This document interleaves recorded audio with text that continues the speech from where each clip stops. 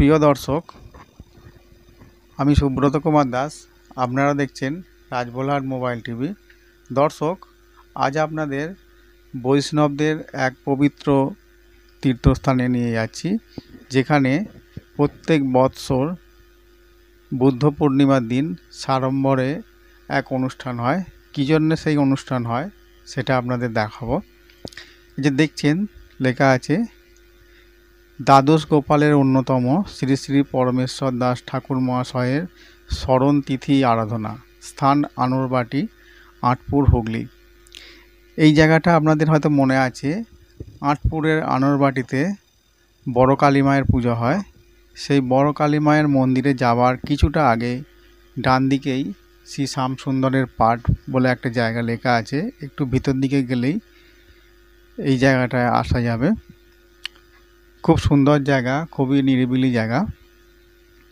এখানে দ্বাদশ গোপাল বলা হয়েছে কেন, মানে শ্রী চৈতন্য মহাপ্রভুর দ্বাদশ মানে 12 জন লীলা পার্ষদ ছিলেন। তার মধ্যে অন্যতম হলেন শ্রী পরমেশ্বর ঠাকুর। মানে মহাভারতে যখন শ্রীকৃষ্ণ জন্মেছিলেন, তার ছোটোবেলায় তার বন্ধু বা সখারা ছিলেন 12 জন। সেই 12 জন সখা বা পার্ষদ, তারাও নাকি ভগবান শ্রী চৈতন্য মহাপ্রভু যখন জন্মেছিলেন, তারাও পুনরায় জন্মগ্রহণ করেছিলেন বলে মনে করা হয়। তার মধ্যে অর্জুন নামে একজন ছিলেন, সেই অর্জুন থেকেই পরমেশ্বর দাস ঠাকুর হয়েছেন।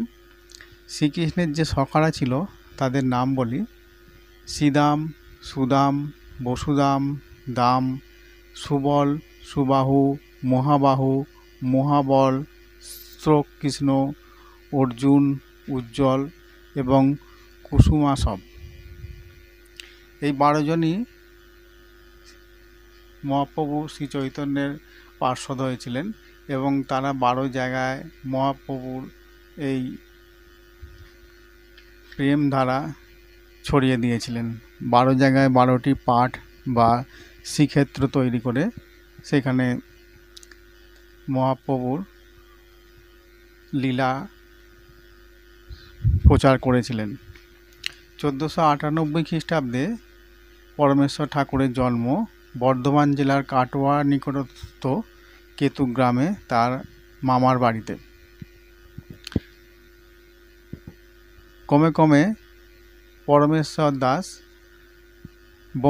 বৈষ্ণব সমাজের সঙ্গে সুপরিচিত হতে থাকে এবং শ্রী চৈতন্য এবং প্রভু নিত্যানন্দের খুবই কাছের লোক হয়ে পড়েন। পরে তিনি নিত্যানন্দের মন্ত্রশিষ্য হন। পরমেশ্বর প্রভু নিত্যানন্দের গৃহিণী মাতা জাহ্নবীর খুবই স্নেহধন্য ছিলেন। প্রভু নিত্যানন্দের তিরোধানের পর মাতা জাহ্নবীর আদেশে শ্রী রাধা গোপীনাথ ও শ্রী রাধারানীর বিগ্রহ লইয়া পরমেশ্বর আঁটপুর অঞ্চলের আনোরবাটিতে আসেন এবং মন্দির নির্মাণ করিয়া বিগ্রহ প্রতিষ্ঠা করেন। আঁটপুরে আগমনের পর শ্রী রাধা গোপীনাথ বিগ্রহের পরিবর্তিত নাম হয় শ্রী শ্যামসুন্দর। তাই এই এলাকাটাকে বলে শ্রী শ্যামসুন্দরের পাঠ, বা চলতি কথায় বলা হয় শ্যামের পাঠ। মূল মন্দিরের ভিতরে অনেক মূর্তি আছে বা বিগ্রহ আছে, যেমন গোপীনাথের বিগ্রহ আছে, বলরামের বিগ্রহ আছে এবং রাধারানীর বিগ্রহ আছে। এছাড়া আরও অনেক বিগ্রহ আছে। এই বিগ্রহগুলি যখন মন্দিরে প্রতিষ্ঠা করেছিলেন তখন মাতা জাহ্নবী দেবী আসিয়াছিলেন। এই যে বড় বড় দুটো গাছ দেখছেন, এই গাছগুলি বকুল গাছ। প্রথমের গাছটি পরমেশ্বর ঠাকুর দ্বারা রোপিত শ্যামসুন্দরজির প্রসাদী দাঁতন কাঠি হইতে উৎপন্ন হইয়াছে। এই গাছটির একটি বৈশিষ্ট্য হলো যে এই গাছে বকুল ফুল হয় কিন্তু ফল হয় না। দ্বিতীয় গাছটিতে ফুল এবং ফল দুটোই হয়। প্রথম গাছটি এবং দ্বিতীয় গাছটির মাঝখানে যে ছোট্ট মন্দিরটি দেখলেন, ওইটা পরমেশ্বর ঠাকুরের সমাধিক্ষেত্র। পরমেশ্বর বাবাজি 100 বছরেরও বেশি সময় ধরিয়া বাঁচিয়াছিলেন এবং ওই বকুল বৃক্ষের নিচেই তিনি ইহলোক ত্যাগ করেন। তার ইচ্ছা অনুসারে তার ভক্তবৃন্দরা ওখানেই তার সমাধিস্থ করেন এবং ওই বকুল বৃক্ষ থেকে ঠাকুরের সমাধির ওপর ফুল বর্ষণ করে। ওই গাছ থেকে তাই কোনো ফল হয় না। এছাড়া এখানে একটি পুকুর আছে, ঠাকুর পরমেশ্বর দাস সেই পুকুরে রোজ স্নান আদি করতেন। একদিন এক সুন্দর অষ্টধাতুর দুর্গা প্রতিমা তিনি ওই পুকুর থেকে পেয়েছিলেন এবং মূল মন্দিরে তা স্থাপন করিয়া পূজা অর্চনা করেছিলেন। কিছুদিন পর সেই মূর্তি চুরি হয়ে যায় এবং তাহার বদলে আর এক মূর্তি তৈরি করিয়া পুনরায় তা স্থাপন করা হয়। এই জায়গাটি প্রাচীনকাল থেকে খুবই প্রসিদ্ধ। এই যে দেখতে পাচ্ছেন রথ আছে, এখানে দোল পূর্ণিমা, ঝুলন পূর্ণিমা, রাস পূর্ণিমা, রথযাত্রা উৎসব এবং জন্মাষ্টমীর উৎসব প্রভৃতি বিভিন্ন সময়ে বিভিন্ন উৎসব হয়। দেখতে পাচ্ছেন এই জায়গাটার এতই মাহাত্ম্য যে বিজয়কৃষ্ণ গোস্বামী, শ্রীমা সারদা দেবী, স্বামী বিবেকানন্দ, ভগবান দাস বাবাজি এবং নবদ্বীপের রাধারমন দাস বাবাজি এখানে ঘুরিয়া গেছেন। এই যে সমাধিক্ষেত্রটা দেখছেন, এটা পরমেশ্বর ঠাকুরের সমাধি। এখানে আজকের দিনে অর্থাৎ বৈশাখী পূর্ণিমা বা বুদ্ধ পূর্ণিমার দিনে উনি সমাহিত হন। সেই হিসেবে তার ভক্তগণ আজকের দিনেই মূল অনুষ্ঠান করেন এবং অনুষ্ঠানের পর ভক্তদের প্রসাদ বিতরণ করেন। দেখতে পাচ্ছেন তার একটা প্রতিরূপ তৈরি করা আছে। এই হচ্ছে এখানকার কাহিনী। এছাড়া মন্দিরের ভেতরে যেসব মূর্তি আছে আজকে দেখাতে পারলাম না, প্রচুর ভিড় বলে। যদি কোনো দিন সুযোগ পাই আপনাদের তাহা দেখাবো এবং আরও যদি কাহিনী জানতে পারি সেইগুলো আপনাদেরকে পরিবেশন করার চেষ্টা করব। দেখুন এখানে যে অনুষ্ঠানগুলি চলছে সেইগুলো আপনাদের দেখাবো এবং শেষকালে যে আরও কিছু অনুষ্ঠান আছে এবং সকলকে যে ভোগ খাওয়ানোর ব্যবস্থা আছে বিনামূল্যে সেটাও দেখাবো। এখানে প্রত্যেক দিন দুপুরে ভোগ খাওয়ার ব্যবস্থা আছে, সেটা আগে থেকে যোগাযোগ করে এলে সুবিধা হয়। এখানে বহু পদ দিয়ে ভোগ খাওয়ানো হয়। দেখুন এখনকার অনুষ্ঠান।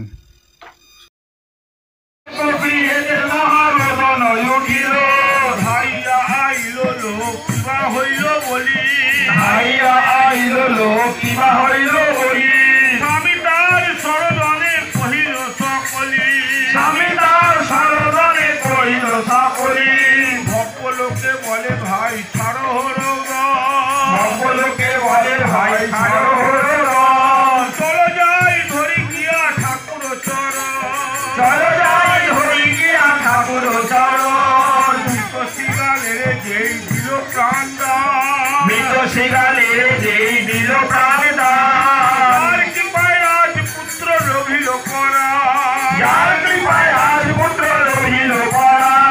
তাহার করুণা হইলে এহে তো বাঁচিবে, তাহার করুণা হইলে এহে তো বাঁচিবে। এত শুনি পরে প্রভুর চরণ রাজিবে, এত শুনি পরে প্রভুর চরণ রাজিবে।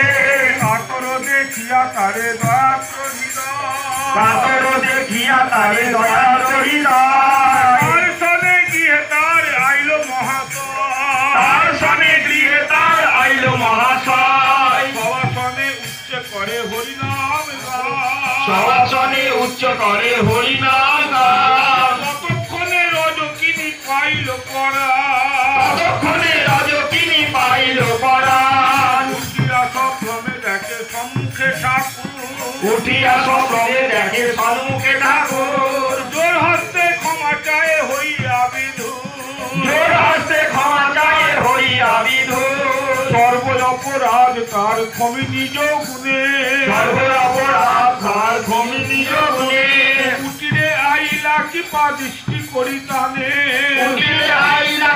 দৃষ্টি করি তানে পরমে অদ্ভুত সবে পরিদর্শন।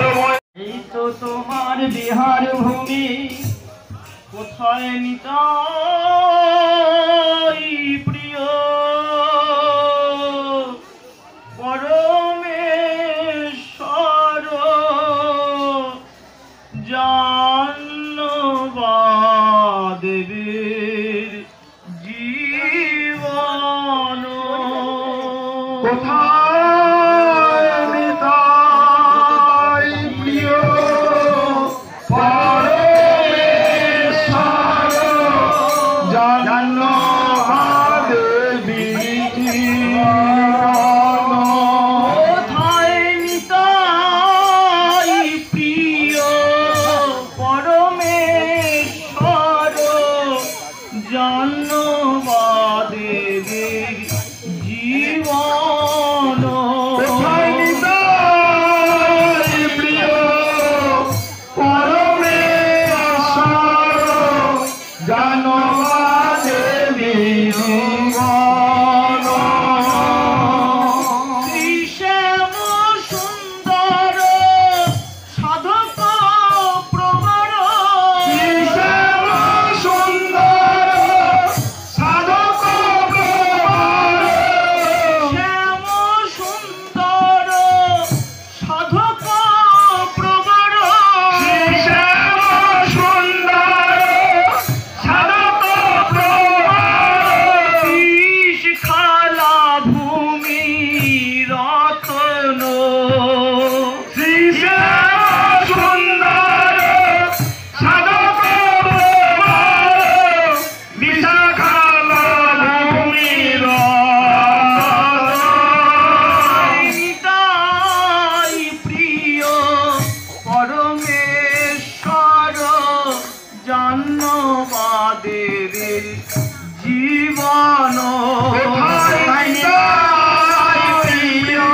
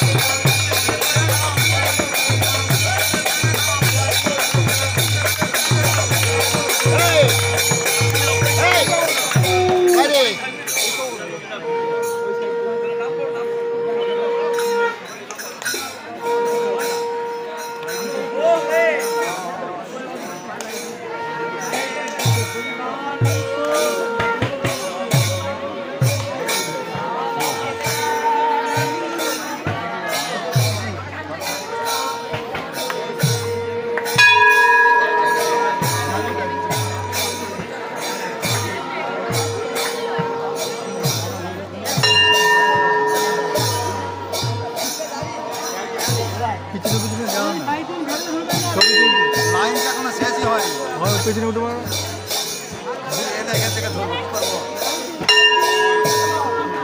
উঠে পারো, উঠে পারো।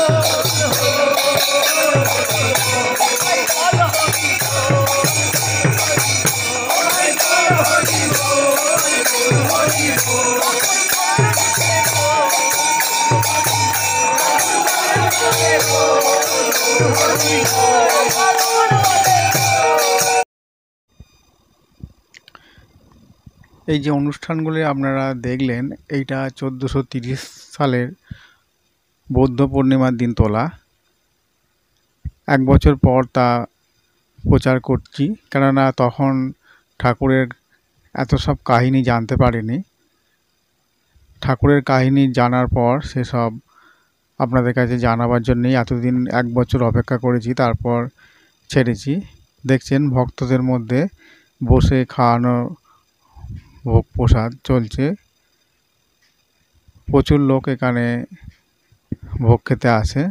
আজকের দিনেই বিনামূল্যে এখানে ভোগ খাওয়ানোর ব্যবস্থা আছে। দেখতে পাচ্ছেন খুবই সুষ্ঠু এবং সুশৃঙ্খলভাবে তা চলছে। ধন্যবাদ।